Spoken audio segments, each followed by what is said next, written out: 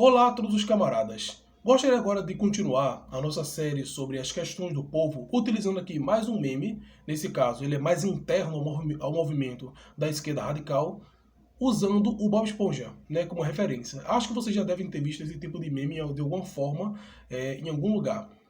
É o seguinte, eu vou falar sobre ele, ler aqui o que está sendo escrito, porque esse meme tem até uma quantidade razoavelmente grande de palavras, né? E eu vou fazer aqui comentários a respeito do porquê esse meme ele ilustra uma coisa importante. Veja só. Primeiro, a versão mais fraca do Bob Esponja. Político é tudo igual. É ilusão acreditar em mudança a partir de instituições subordinadas ao sistema. Aí, evolução. Porém, think tanks internacionais sempre fomentam essas campanhas para beneficiar exclusivamente políticos de direita. Evolução. Talvez seja fundamental fazer uso das eleições para construir consciência coletiva, ao mesmo tempo que lutamos também fora da esfera eleitoral. Evolução.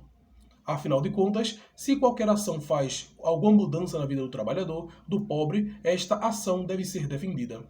E a evolução máxima, vote e lute, camarada. Esse meme aqui ilustra discussões internas à esquerda revolucionária. Isso inclui socialistas, comunistas e anarquistas.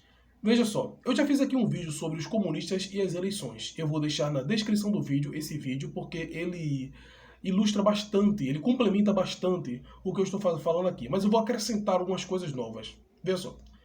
Todos nós, socialistas, comunistas e anarquistas, temos a mais absoluta certeza que as eleições, o próprio Estado e suas instituições são burguesas. Ou seja, não é o nosso lugar, não é nossa obrigação, não é o nosso destino ocupar esses altos postos, nem no sentido econômico, nem no sentido político, institucional.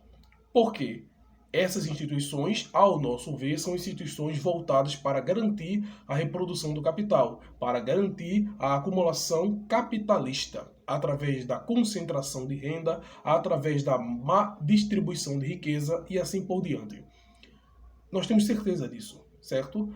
Podemos ver aí os vários políticos que tentam se eleger, né, que se candidatam e tentam se eleger à presidência, ao governo dos estados, às prefeituras e tudo mais. Todos eles são políticos, em sua gigantesca maioria, ou de direita, ou então políticos de centro, centro-esquerda, mas que estão completamente confortáveis com o sistema então vigente. Então, raramente você vai ver políticos marxistas, políticos revolucionários serem eleitos. E isso não é uma coisa que a gente espera que mude. Não, faz parte da estrutura desse sistema ser desse jeito. Não devemos nos iludir achando que um dia, porque nós somos muito bons em falar, seremos eleitos para a presidência ou para o governo de estados, correto? Todos os políticos que estão aí na presidência, no governo dos estados e das prefeituras, por enquanto, em suma, em sua gigantesca maioria, são políticos extremamente confortáveis com a institucionalidade.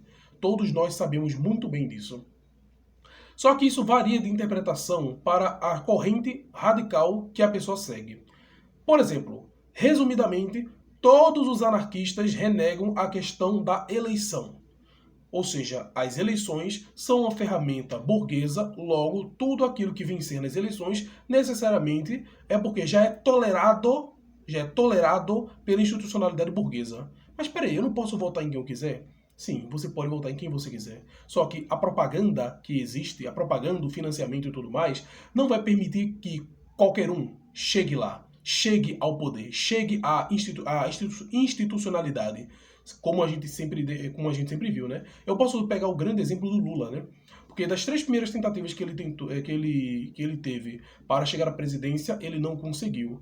A primeira foi a sua tentativa mais radicalizada, enquanto que a última, a que ele efetivamente conseguiu, em 2002, foi a tentativa mais moderada que ele teve. Tanto que o seu vice era um burguês e quando se tornou de fato presidente eleito, ele fez a famosa Carta aos Brasileiros, que demonstrava o não interesse em uma ruptura radical.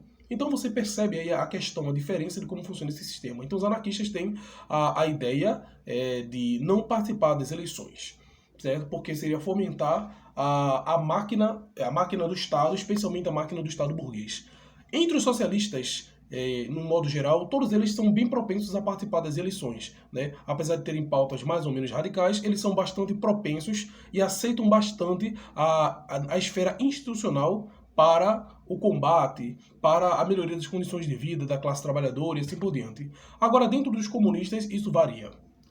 Todo mundo sabe que existem vários partidos legalizados, marxistas e até comunistas no Brasil, certo? Então a gente pode dizer que tem pelo menos 5, apesar das imensas diferenças e o quanto marxista cada um deles são, a gente pode dizer que tem 5 partidos que têm a sua definição, a sua formulação, a sua aparência dentro do marxismo. PCdoB, PSTU, PCB, PCO e UP. Todos esses são partidos legalizados, todos eles participam da eleição, apesar de todos eles também terem diferenças táticas muito importantes de alianças, né? Temos dois extremos. Nós temos o PCdoB, que se alia a vários setores da direita, inclusive da direita fisiológica, para chegar ao poder, tanto que nós temos um governador de um estado do PCdoB, que é o Flávio Dino, e nós temos o outro lado, que é o PSDU, que sempre foca numa candidatura própria. Todos esses partidos já aceitaram que, apesar da institucionalidade burguesa, é fundamental que nós, todos nós, participemos do processo eleitoral, justamente para divulgarmos a nossa causa, justamente para demonstrar aquilo que nós entendemos como mais correto para o povo trabalhador. Não mais correto, mas o melhor para o povo trabalhador. Certo? Nós efetivamente defendemos o trabalhador, nós efetivamente defendemos os seus direitos e garantias. Então usamos esse pouco espaço que nós temos para justamente chegar à mentalidade do trabalhador, certo? Como somos partidos muito pequenos, não só muito pequenos, como também nosso posicionamento é bastante desconhecido para muita gente, né? Então, pelo menos esse espaço nós podemos utilizar para chegar ao trabalhador, mais do que já fazemos entre as eleições, que é muito importante nessa última parte aqui no meme, vote e lute, ou seja, vamos participar das eleições e vamos incentivar o nosso eleitorado a votar, mas entre as eleições tem muita coisa para fazer. Tem muita coisa para fazer. Na verdade, essa ideia que a gente chama de trabalho de base é uma coisa que todo mundo faz. A diferença é que a gente nomeou isso de trabalho de base, certo? Porque, por exemplo, o Bolsonaro e toda a sua trupe, né, fizeram um grandíssimo trabalho político, ideológico, de disputa de ideias, muito antes de 2018, até chegarem à presidência da República. Foi um trabalho muito minucioso que deu muito certo. Deu muito certo. Ah, Delmo, você está admirando o trabalho dos direitistas, dos fascistas, dos reacionários? Não.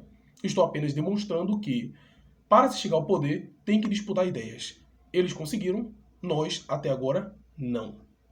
Em outro vídeo eu explico por que é mais fácil a direita chegar ao poder do que a esquerda, de longe. Mas dentro dos comunistas, nós também temos correntes que renegam as eleições burguesas em absoluto, que são, por exemplo, os maoístas, né? Então, anarquistas e maoístas, apesar de suas grandes diferenças teóricas, eles renegam a questão das eleições na maior parte das vezes. É claro que, dependendo da conjuntura e dependendo do tipo de maoísta e do tipo de anarquista que você for, pode ser que você tenha mais flexibilidade em relação à questão eleitoral. Isso pode variar bastante.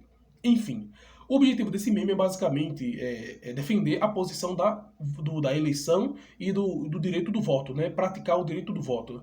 Essa é a ideia. Olha, vamos votar e lutar ao mesmo tempo. Basicamente isso. Espero que vocês tenham entendido. Espero que essas informações tenham sido úteis. Até mais, camaradas.